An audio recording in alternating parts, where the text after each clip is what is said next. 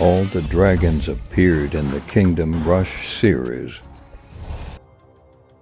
The first time a dragon appeared in the series is in Kingdom Rush Frontiers, level Bursad's Lair.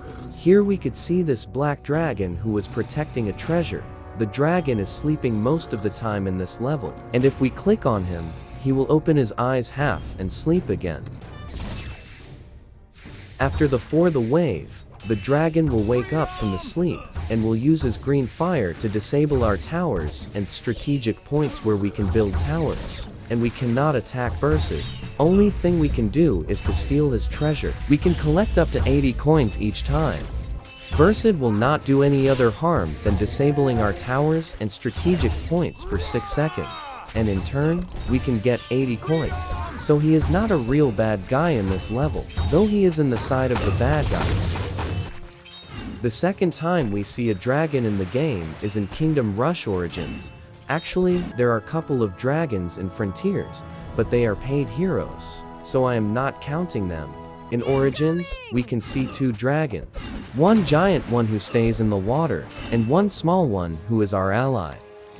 The giant dragon in this level stays under the water most of the time, and only appear few times. Our allies are really small dragons who are from this tower called Fairy Dragon Airy. These little dragons can help us to freeze the enemies using their crystallization ability. But they cannot do any attack to the enemies apart from freezing them for a short time. We can increase their freezing duration by upgrading the tower.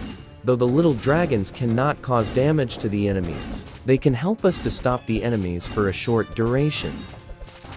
The large dragon, who is with the enemies, can use his breath to crystallize our towers for a short duration. The towers will be crystallized for few seconds, and then get back to normal condition without us doing anything. And he can also use his scream to destroy some of the crystallized paths in the level, and a new wave of enemies will come from this new path. Some people say actually, he is not a dragon. They say he is a serpent and his name is Greetslam. Maybe he is a serpent, but I think he is a dragon. Please let me know in the comments if you think he is a serpent or a dragon. The level Arcane Quarters in Origins, we have 2 proper dragons. One is the young version of Ashbite, who was a paid hero in Frontiers, and the other one is Bursid, who was an enemy in Frontiers. And this time both the dragons are on our side. We can find Ashbite in this small tower called Dragon's Nest. Ashbite can cover a big area. He can attack enemies using his breath. He has an ability called Fiery Mist. Using that he can send a cloud of smoke to slow down the enemies. Then he has another ability called Blazing Breath. He throw a cone of searing flames which can deal up to 350 area damage. Bursid offers a pay and use service in this level. I think he just want to get back all the gold we took from him in Frontiers. We have to pay 100 coins to get his service. But it is really worth the 100 coins. He will throw the green flames all over the map one by one. But we have to be clever and plan his attack looking into the timing. He will throw the flame to the paths one by one.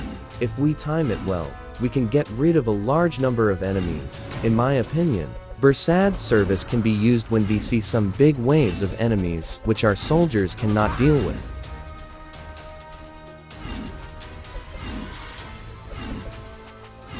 Now, let's check the dragons in Kingdom Rush Vengeance. The first time we see a dragon in Vengeance is in level Dragon's Boneyard. Here we don't really see a proper dragon, but we can see the skeleton of a large dragon which is Boneheart, who was a hero in Kingdom Rush Frontiers. But we can bring him back by clicking on his bones in the snow. We have to click on them one by one, and when we click on all the 6 pieces of his bones, he will come back to life. And we can see him flying. I have already collected 5 pieces. Now, I will click on the last piece, and we will see him flying. That's really cool, isn't it? Now, let's see another level where we have again 2 dragons. But this time, both of them are against us.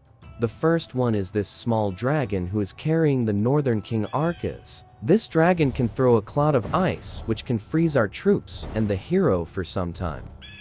Though this dragon can attack us, our towers, hero, and the soul impact, or the special ability of the hero cannot attack this dragon. Our allies and the hero will also lose health during the attack of this dragon. Apart from creating some small problem, this one cannot cause much trouble, and he will fly away just before the arrival of the second dragon.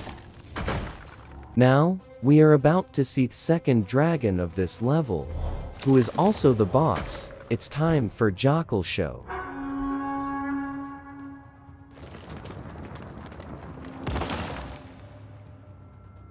This is Jackal, one of the biggest dragons in the entire series.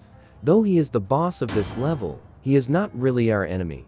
He just happened to be there at this time. Actually, he was sleeping there and Arcane just wake him up using his horn. Because of this reason, we cannot attack Jackal. Our towers or hero or the special abilities cannot do anything to Jackal. That's why we have to take the help of goblins to get rid of Jackal. We know he is not our enemy, but the enemies are using him against us to win the fight. We have to use the cannons of the goblins to get rid of Jackal. But Jackal is too strong. We have to shot him several times using the cannons. Jackal can throw pieces of ice to our crew, and also throw a big cloud of snow which can freeze our towers for a long time. And we have to tap on the ice to unfreeze the towers. But I think he is just upset as his sleep is disturbed.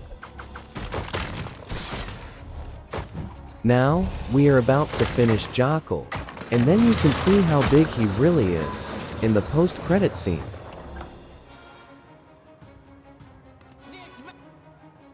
You see, he is a massive dragon. Even Vesnin accepts that it was a really tough fight.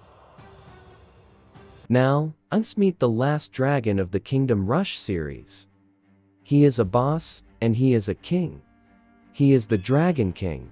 This is the first time we are going to fight a dragon face to face. All the dragons before were not really attacking us, you know, even Jackal is not considered as an enemy. Unlike the other dragons, the Dragon King cannot throw smoke or ice. Instead, he can spit water, because some of his allies can gain strength and multiply themselves when they are in contact with water. It's a strange ability, don't you think so? Now, we are going to fight him, and let's see if he is really strong or not. His only ability is throwing water to help his allies. I think he is one of the weakest dragons in the entire series. I am actually quite disappointed with the Dragon King. I am sure the elite harassers are going to finish him within seconds. Please let me know which one of these dragons are your favorite, and thank you for watching.